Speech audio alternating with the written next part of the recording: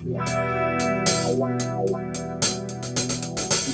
it down the toilet, 'cause I don't like you. My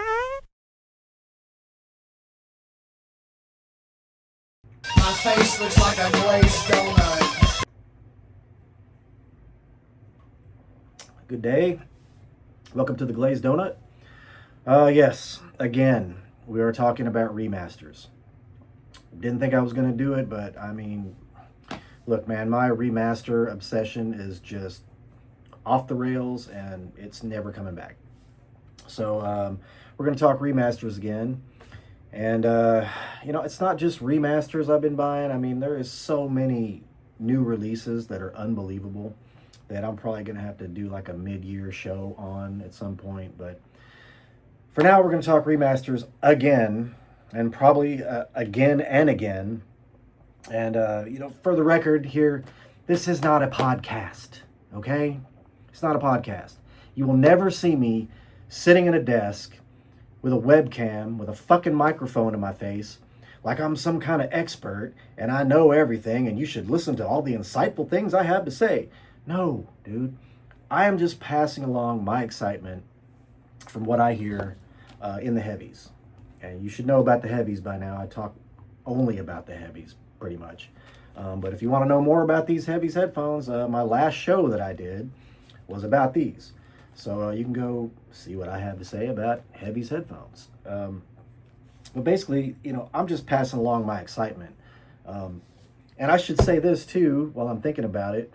I am a purist at heart, man. I mean, I love the original albums. I have no problem with that. I love all the original music. I have just been intentionally seeking out tricked up remasters of some of my favorite music, because a lot of my favorite albums are so low volume because they were recorded so long ago, and it's just nice to hear them with the volume boost and some more spatial clarity, and so that's why and in the heavies, man, it's just an amazing experience. So that's why I've been seeking them out. And I am a physical product guy.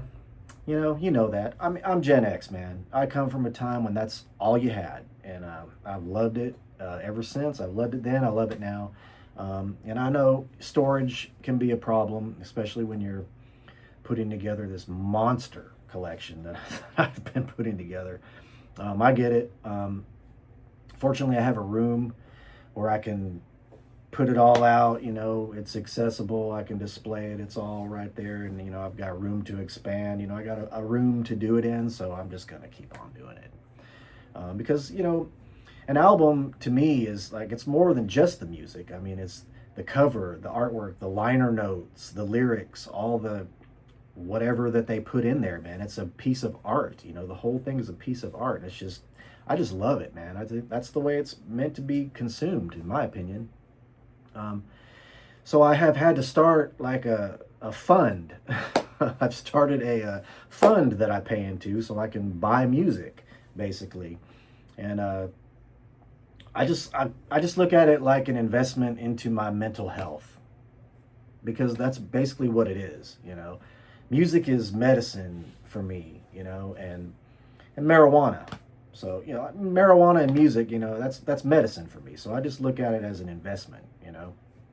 And, well, by the way, speaking of that, come over, support me on Bandcamp. I'm going to mention Bandcamp. Come on over there, follow me on Bandcamp. Check out some music. I got free stuff. I got stuff you can buy too. So, hey, feel free to buy a few albums and contribute to my mental health fund. I mean, that would be amazing. You'll be doing a good thing. But it's not just local bands and independent bands over there, man. Everybody's over there. There's big bands, there's mid-level bands, there's people like me, nobodies. I mean, everybody's over there, dude. It's a good place to support music. I support music, and you should too. So come on over and subscribe to my YouTube page while you're at it, okay? I don't just talk about shit over here on this page. I have tons of music. I have, it's endless, man. I have so much shit on this page to sift through. You'll have a great time. So please subscribe, follow, subscribe, all that stuff, man. Support, buddy. Support. That's what it's all about. Okay, so as far as remasters, I wanted to start today with a trilogy of albums that are just like they're feel good albums for me. They make me happy. They take me to happy places. They remind me of happy things. Um, I just wanted to start with a trilogy of those albums. So my first one today is this one. And you should know this by the iconic album cover. This is, of course, the Eagles, the greatest hits, 1971 to 1975, I think this one is. Man, this album has been in my life since I can remember being alive. My mom had this album. I have heard this album my whole life. I have stared at this cover, I mean, my whole life. I love these songs. I mean, these are just some of the greatest songs ever written. And I know that most people are probably burnt out on all of these songs. And I get it because, you know, corporate bullshit radio has ruined a lot of music for a lot of people. For me, I stopped listening to corporate bullshit radio like decades ago, like early 90s, you know. I stopped listening to that shit. And what that's done is it's made all these songs and all those other hundreds of songs that you hear, they're all fresh to me. You know, I can listen to them and still love them and appreciate them and not just go, oh my God, turn the station. That's what it's done for me. So I get it that, you know, most people are burnt out of all these songs, but it doesn't change the fact that these are some of the greatest songs ever written. And this came in a set. This comes with volume 2 as well. I don't quite have the history with volume 2 like I do with this one, so I'm just going to talk about this one. But yeah, man, you would say, like, why would it even need a remaster? And, you know, I would agree with that, because it sounds so good, you know, as is. But I'll tell you what, man, I'm glad they did do a remaster of this, because the difference is enormous, man. It is so much louder, and the space is so wide, man, and it's like, it's crystal clear. It's magnificent, man. There is an obvious difference from the original to this. And I am so happy that they did it. And you never would know that this was a remaster, because in the set, even the hype sticker on the outside of it didn't say anything about being a remaster. And everything inside, all the artwork, the disc, everything is exactly the same as the original, except for this one little line that they slid in there that says digitally remastered by Ted Jensen at Sterling Sound, New York City. And they slid it in there. You don't even notice it. And then the same thing with volume 2. They slid that one line in there. So that's how you know it's a remaster. And when you put it on, that's how you really know it's a remaster, because the sound is just amazing. And so I would suggest to you, first of all, get some heavies, obviously. And then just, you know, throw out everything that you think about these songs, you know, how much you're burnt out of them, or how much you're just so sick of hearing it, like, you know, the station turning songs. I mean, just forget about all that. Throw that out. Pop this on in the heavies and let it give you a new perspective, because the heavies will do that. They will give you a new perspective, and just gain a new appreciation for these songs. And I mean, any other conclusion that you come to other than this is some of the greatest music ever made is wrong and fucking stupid, if you ask me. I mean, I couldn't consider you like a true music fan if you can't at the very least appreciate the greatness of this stuff. Yeah, and volume 2 as well. I mean, volume 2 is the same thing. It's got the same sound, everything. It's just all of it together. It's just some of the greatest music ever made. You know, it's part of American culture, man. I mean, I don't see how you can't appreciate this.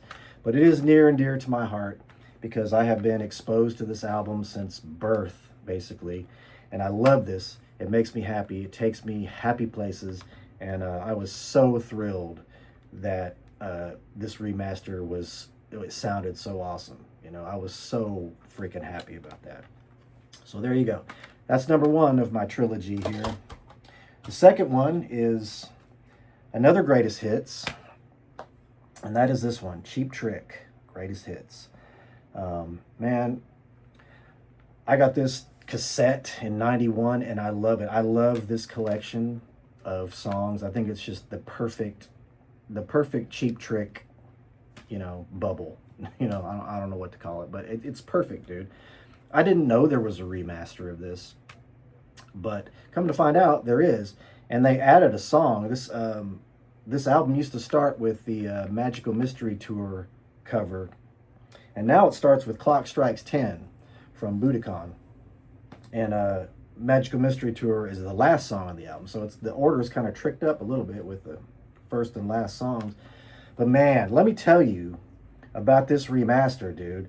This thing is beautiful, man. It's hard to explain. I mean, I don't know the right words to explain how it sounds. It's just, I don't know. It's everything from the kick drum to the guitars to everything. Is just, I just can't think of the words. It's like it's boosted. It's like it's accented or something. It's just, it sounds like modern recordings, which again speaks volumes to how well this stuff was recorded to begin with, But it was awesome, man. I mean, this whole album is just perfect. I love these fucking songs, man. And there's several of these songs that fit right into that corporate burnout category, And I've played several of these songs in stupid fucking cover bands, man, and it still hasn't ruined it for me, I still love this shit. This stuff makes me happy, dude.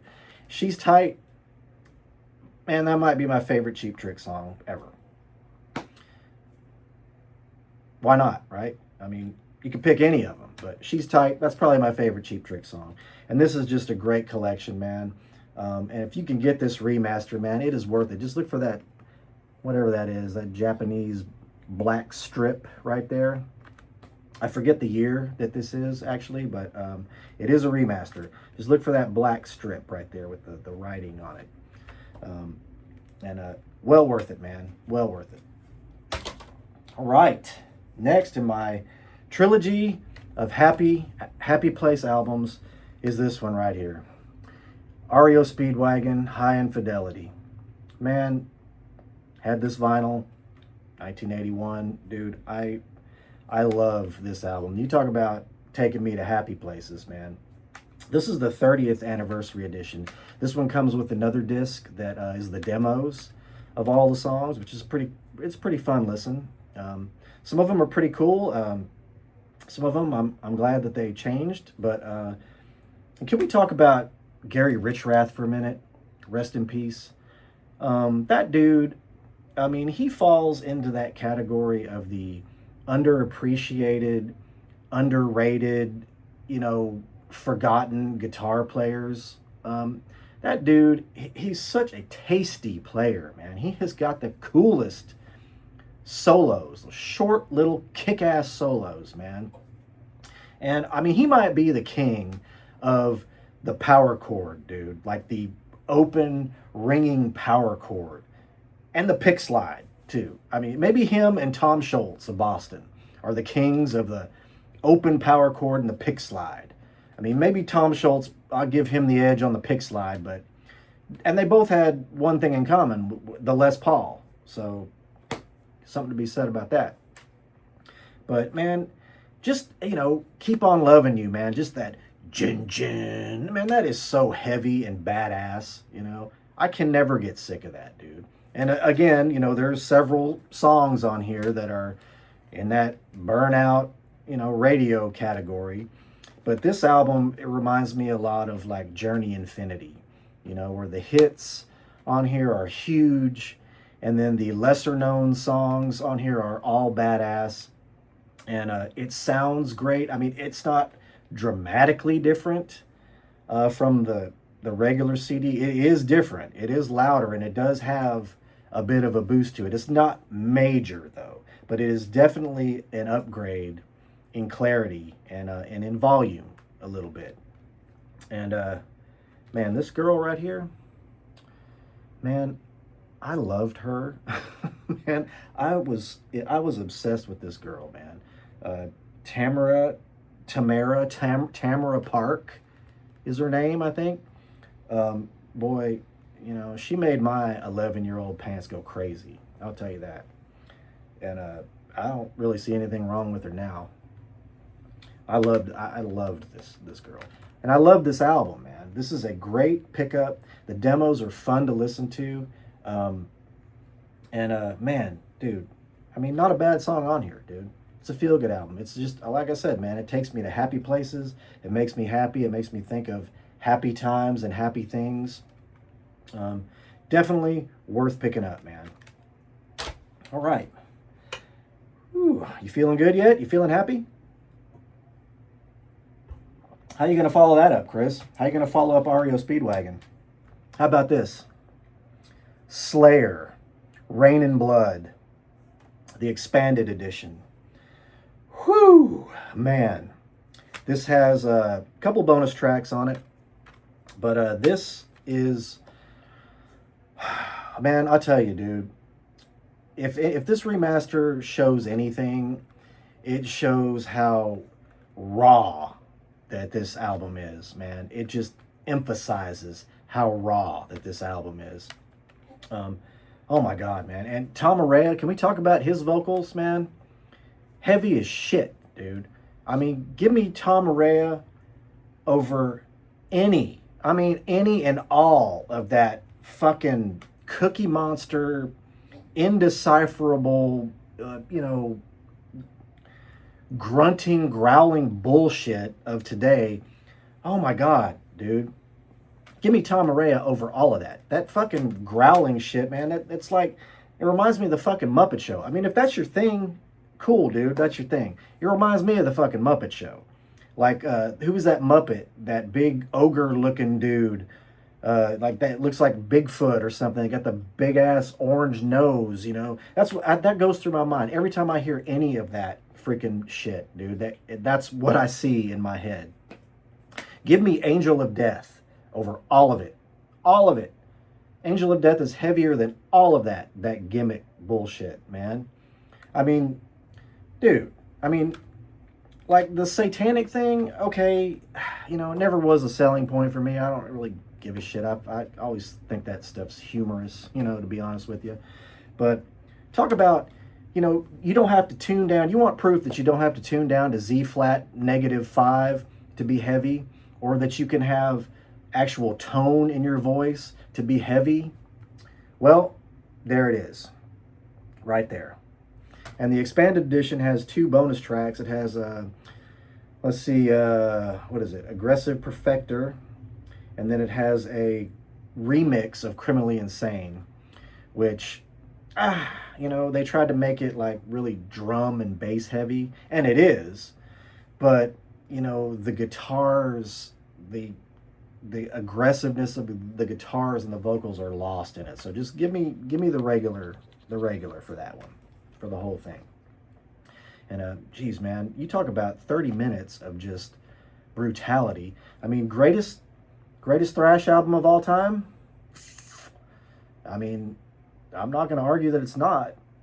But then again, when it comes to 80s thrash, man, I'm not going to argue with anybody about what they think is the best, because, the 80s gave us thrash. So, all of those albums are pretty groundbreaking in their own way.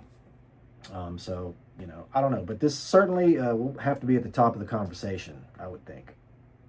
So, definitely check it out, man. I'm telling you, dude, you don't understand how raw this album is. You think you do, but you don't until you hear this in these. I'm just saying, man. You tell me, dude. You tell me. Prove me wrong. All right, next. Oh, here we go. All right. Judas Priest, Sad Wings of Destiny. My favorite Judas Priest album ever of all time. And this is one of those Japanese super high quality, mega mastering editions. And I thought, if you've seen the other show, whichever one that was, I got another one of these, and it was the Paul McCartney and Wings, Venus and Mars, and that was one of the greatest remasters I've ever heard. It was so amazing. So I thought, I probably can't go wrong with this. Let me tell you, man. So I put it on, And it starts, you know how it starts with Victim of Changes, that slow, low volume fade in, you know, do do do do do do, right? And then when it kicks, man, when it kicked in, dude, it kicked me in the nuts. I probably said, holy shit, out loud, dude. It was so, it was a punch right to the face, man. And I was like, holy shit, this is fucking killer, dude. That moment alone is worth picking this up. That moment alone. And it didn't stop there. I mean, the whole album was like that. It was loud as hell, dude. Because if you know, the original album, dude, is so low volume, you can't even hardly hear any of it. And this is loud, man. And I was so impressed and I was so happy with it, dude. It is worth getting for that, just for Victim of Changes alone. Just when that kicks in, dude, wow, man, I was blown away. Awesome. And then I come to find out this year they're doing a 50th anniversary like remix of it. And I just found that out, and I just gotten this. I was like, holy shit. Well, I'll be all over that. I can't wait to hear what that sounds like. But in the meantime, I don't need any other Sad Wings of Destiny but this Japanese super high quality, super K2 mastering, whatever the hell that they do. They sprinkle magic dust on shit in Japan, dude. And this is awesome. Worth getting, dude. And oh boy. Following that up, by no coincidence, I'm following that up with Forbidden, Twisted into Form. Had no idea that they had a remaster of this, and I was fired up. I couldn't wait to check it out.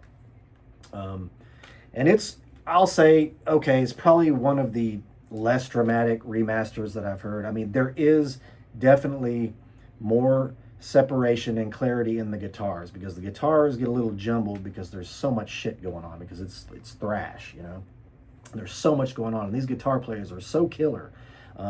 You can make out more of what they're doing now, which is cool. It's not a huge volume boost, but it's a slight upgrade. But the clarity and the separation is worth it. Now the bonus stuff on here, it's got some live stuff, including a live version of Victim of Changes, which is, I mean, dude, they play at 100 miles an hour, but this is like Rob Halford. This is like Rob Halford would want to be. You know what I mean? It's identical to the original album. It's like remastered Rob Halford.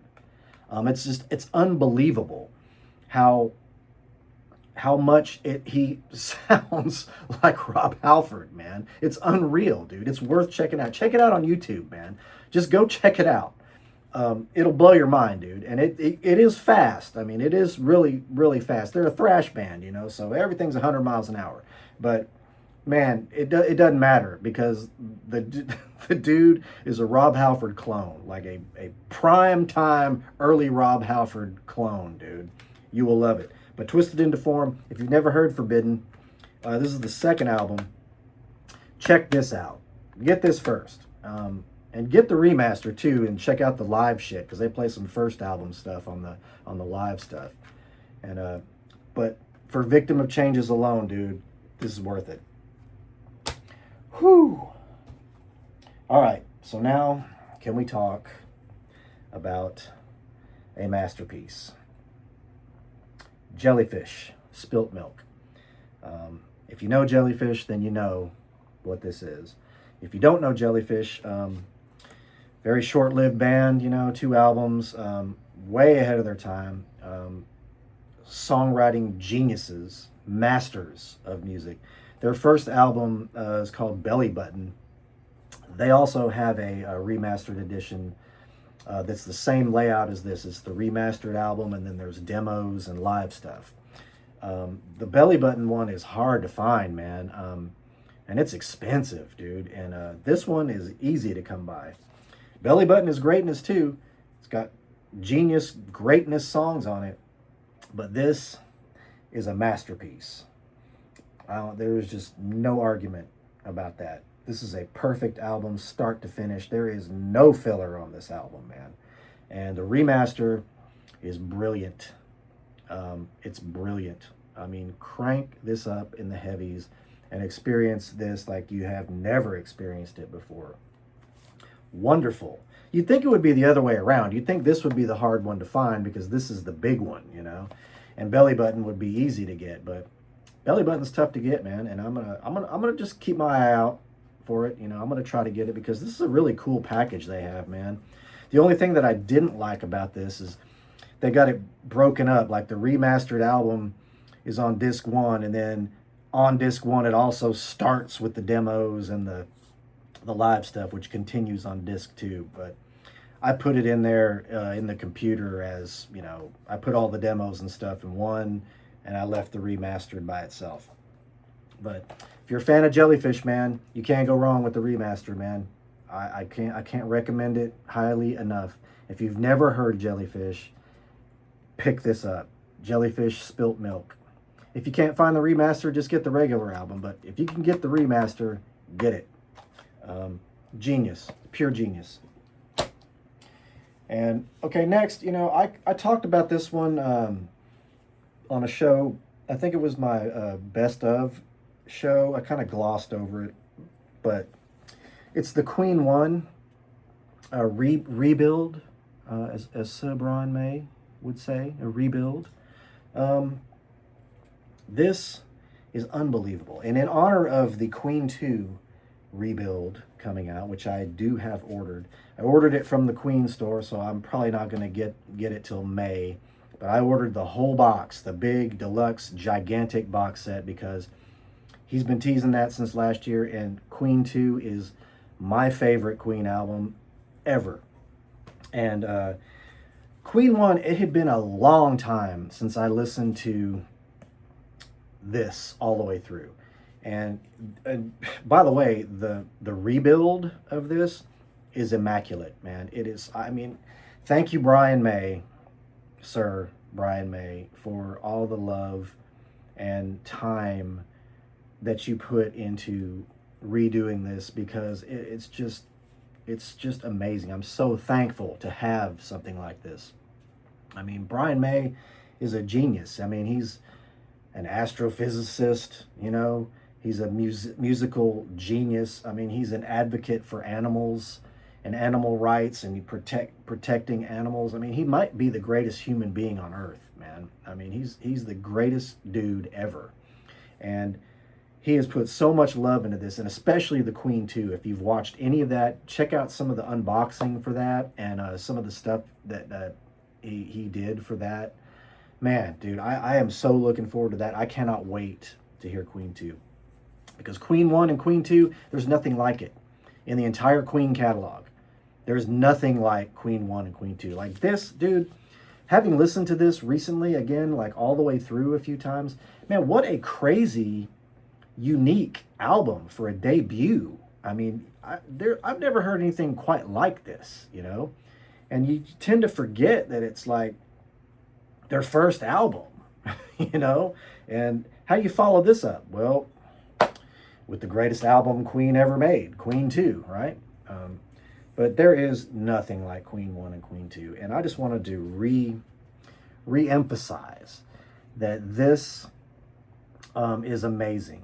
And I might just have to go back and buy the deluxe box of Queen 1 just so I can have both of them together, because they're both laid out the same. They both have the exact same things on it. The only thing that this has is the remix and then the sessions disc, but it also has the backing tracks disc, which is all the music with no vocals, and then there's a couple of live discs on there as well, and another one I think with like demos and other things too. And just like Queen 2, it's the same configuration, and they have it's equivalent to like a coffee table book that's in there along with the vinyl, and I mean, pictures, and just, I mean, I was not going to not get that Queen 2 box. And having seen the Queen 2 box, I'm really thinking about splurging and going back and getting this one, because it is on Amazon. You can still find it on Amazon. But at any rate, I got the remix, and it's absolutely amazing. So I recommend this, and definitely pick up Queen 2. Because it's out, and man, I know it's going to be awesome. I can't wait, and we will talk about it, I promise. Okay, we're nearing the end. We're nearing the end. The next one I wanted to bring up here was this one, the Alan Parsons Project, The Turn of a Friendly Card. I love this album, man. This is like, I had this on vinyl. That's all I've ever had of this is on vinyl. And it turns out, I was just kind of looking it up, and this is a brand new remaster. Like, apparently they've been remastering the whole Alan Parsons Project catalog at Abbey Road Studios. And this just came out like March 27th. I just happened to be looking for it, and then I saw a pre-order for it. I went, wow, okay, cool. How cool is that? So I pre-ordered it. And I mean, it has probably my favorite Alan Parsons song ever, Games People Play. That's my favorite Alan Parsons song ever. I mean, concept album about gambling. How cool is that, right? And I might go back and get iRobot, maybe. Because this sounds great, man. This is freaking awesome. I don't have really anything to compare it to because I haven't had this on CD or anything like that, just the vinyl. But certainly, I mean, an upgrade from the vinyl. And it is really loud, and it is really, really good sounding, man. Really, really crystal clear, good sounding. I think this is like this is 70s, or this is 1980.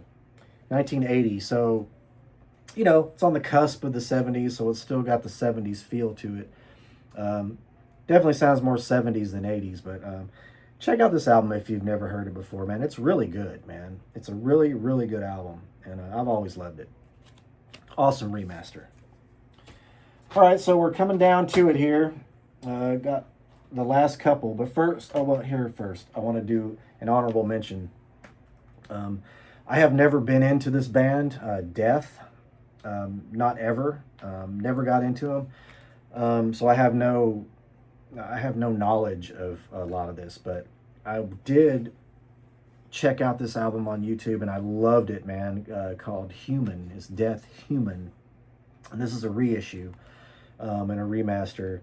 And man, dude, and again, I have nothing to compare it to because I have never really listened to this band, and I definitely haven't had any of their albums before. But this is like, the guitars are just right where I want them to be, man, for this kind of music. It is just so killer, man. What a great sound. He had such a great guitar sound, man. And they do a cover of God of Thunder, which is odd. I mean, it didn't feel like it belonged at all, but then you hear it and go, well, you know, it kind of fits.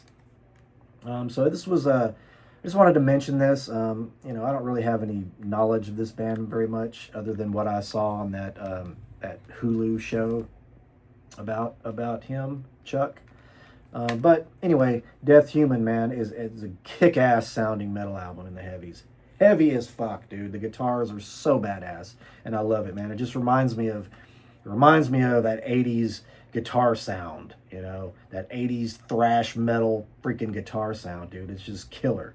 And I love this album, so I'll probably go check out a few more, but this was one that stuck out to me when I was dicking around on YouTube. Okay, so take a little sip. For the main event, I have a couple here. The first one being this, Boston, first album. A perfect album. No argument about that. Every song on here is a hit. Every song is great. This is like, for a debut album, I mean, how are you going to top it? You can't. This is a remaster. This is a Tom Schultz remaster. He remastered this one, and he remastered Don't Look Back. Not Third Stage, unfortunately. Third Stage, I don't know that you can do a remaster of Third Stage. I mean, reading the story of Third Stage, I think we're lucky to even have that album. And I mean, I love Third Stage. I mean, Third Stage is like not just my favorite Boston album, but it's one of my favorite albums. I feel like I'm spiritually connected to that album because, I mean, it was basically Tom Schultz recording with a Rockman, you know, and probably mostly a drum machine. And I'm thinking, dude, like, how long did I do that? I recorded with a Rockman and a drum machine like forever, dude. So I feel like maybe that's why I have such a love for it. I don't know. But listening to Third Stage, I mean, I understand now the effect that it's had on me through my whole life. I think that's the reason why I play so many harmonies on everything that I do, because I always feel like it needs a harmony because of Boston, because I love Boston and I love Third Stage so much. But this is not Third Stage. This is the first album, and this is the official Tom Schultz remaster. And it's perfect, man. It's loud and it's bassier. I mean, that's the one thing I noticed. It's bassier. It's a full on. It sounds like a solid '70s album, dude, with those magical fucking guitars that I love so much. That Rockman sound, I love that sound, man. I don't know why. Most people probably don't, but I love that sound. I love the Rockman sound, man. It's just, I've always loved it. And I was always in love with this album. The first time I bought this album was when I went to, I forget the music store, but I went to meet Jake E. Lee before the Texas Jam, and to get his autograph and take pictures and shit like that. And at the same day, I bought the Boston cassette. I don't know why. I just remember that, and I've loved it ever since, man. And this, I was glad that it sounded good. I didn't think I was gonna go wrong with getting a Tom Schultz remaster of a Boston album, and I didn't. It's awesome, and I will probably go and get Don't Look Back because I know it's gonna sound exactly the same as this. But this, I mean, this is a perfect album. This is Fleetwood Mac Rumors. This is Journey Infinity. This is Jellyfish, Spilt Milk. Man, this is a perfect album. There is not a song on here that wasn't on the radio. Not one. And, speaking of corporate burnout radio, FM bullshit corporate radio, I mean, that'll burn all these songs out, man. But like I said, man, I have not been listening to that crap in decades, and this was like a breath of fresh air when I put it on in the heavies. Amazing. So get this, man. And I'll just go ahead and recommend get Don't Look Back as well, the Tom Schultz official remaster, man. Beautiful, dude. Beautiful. Okay, and for the grand finale, I'd like to bring this up. Van Halen, Women and Children First. This is my favorite Van Halen album of all of them. Every era of Van Halen, this is my favorite Van Halen album, period. This is the 2015 remaster. Not to be confused with the 2000 remasters. Now, everybody says that the 2015 remasters are far superior to the 2000, and everybody says that. So I believed it. It's just really confusing and difficult to tell if it's an actual remaster because there is nothing on anything that says 2015 anything on here.